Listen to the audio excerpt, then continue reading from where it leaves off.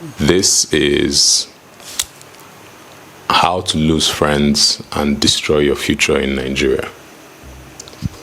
Number 1, don't carry change when you enter public transport. On Monday morning, once you use the ATM close to your house, be smart. Save the environment and save that bike money. Take a walk and feel the pulse of your city. Don't buy anything on the road as you go.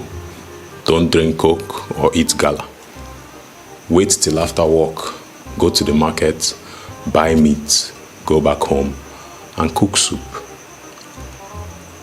Once you reach the junction where they are loading, just enter the car like that and balance in the back.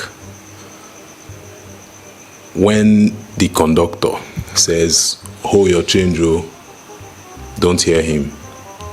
Wear your earpiece and press your phone. When the fourth person is about to climb into the back seat, protest to the driver and look to other passengers for backup. When you reach where you are going, bring out your 1,000 naira note and give it to the conductor. When he says, "You know here when I say, oh, your change," start vexing and threaten to change it for him.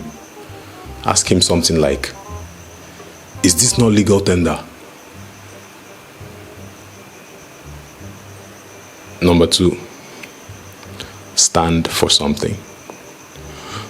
When you feel external pressures to sway your opinion, reject them and insist on thinking for yourself.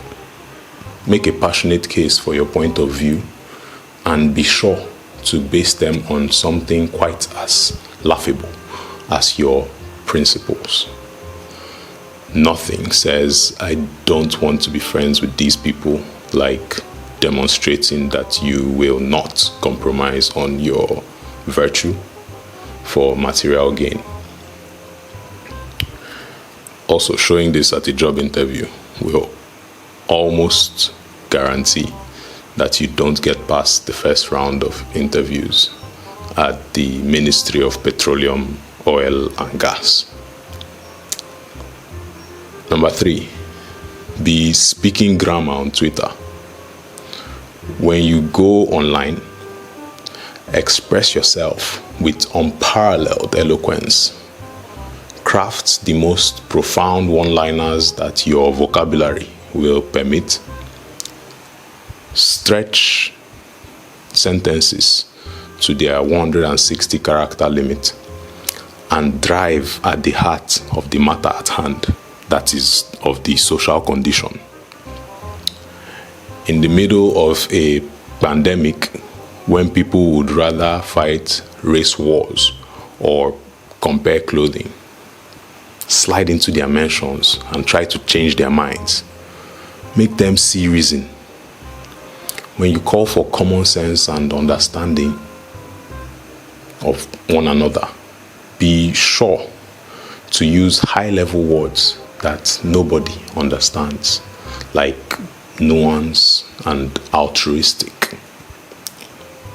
Number 4, know your rights and try to uphold the law.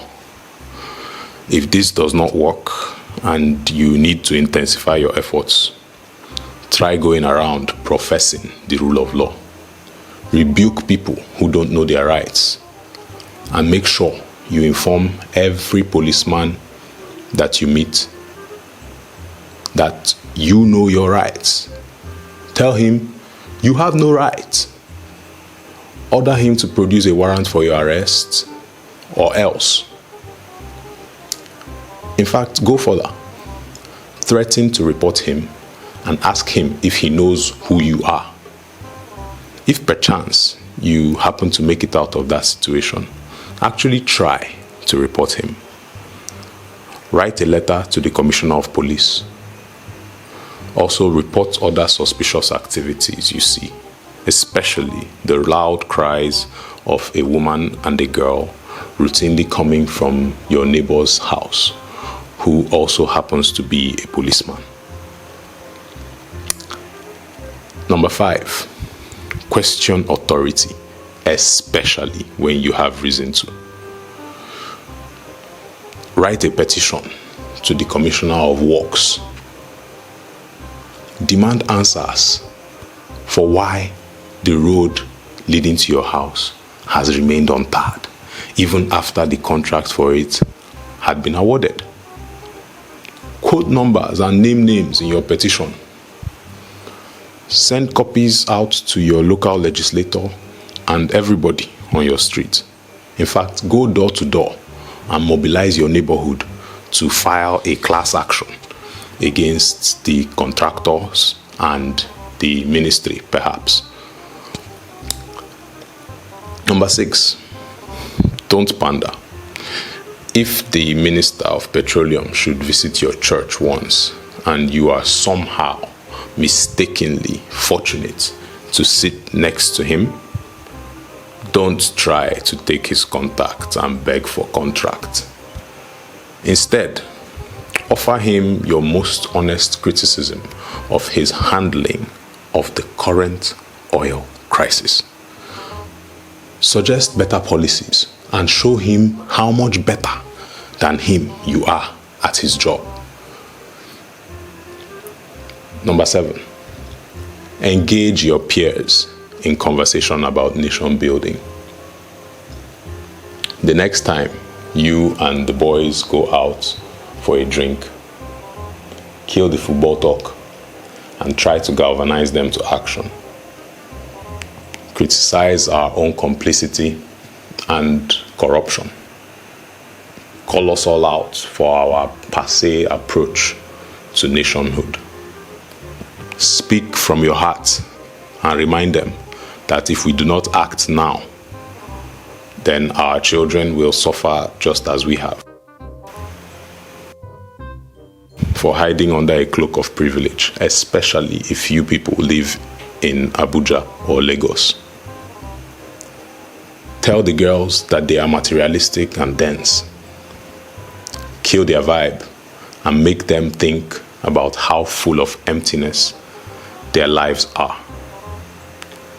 Say the music is whack.